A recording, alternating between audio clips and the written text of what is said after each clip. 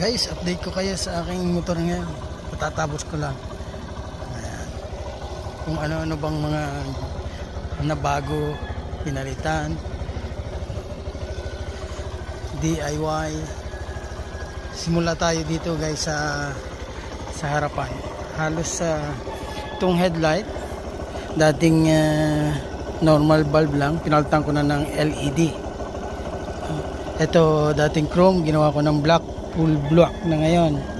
Ito bago na to, pinalitan ko na itong dalawa na to kasi yung luma sira na. So ito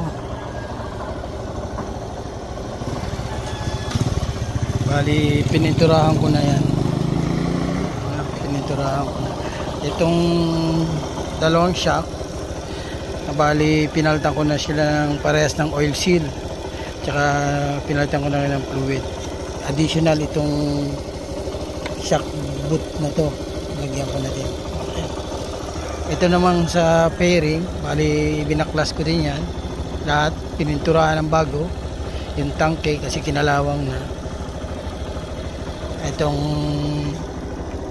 Ito dati pa to, kinabit ko na lang uli itong handlebar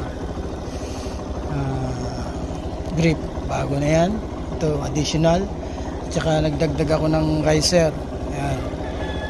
Ito. Tsaka yung mga ball bearing dyan, pinalitan ko na. Itong tip post, dati ay sira, loose thread. Tsaka may kalo, wala na to. Machine shop ko na lang yan.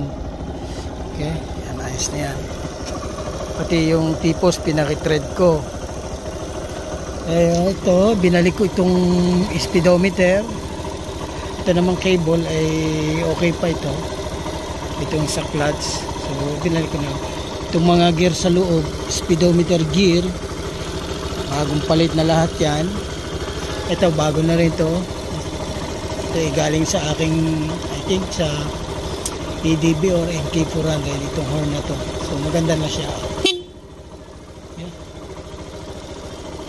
Itong carburetor, ano na rin yan, halos bago lang yun yan, pinalitan ko. Itong makina, binaklas ko yan. Ayan, pininturahan ko din.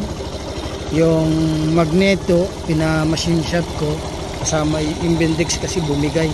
Yung mga bolt na iwan sa loob, pina-machine shop ko din. Pina-replace ko. And then, ito, palit na itong front sprocket, tsaka yung lock. Ito, bagong kabit ko na rin to, bago na.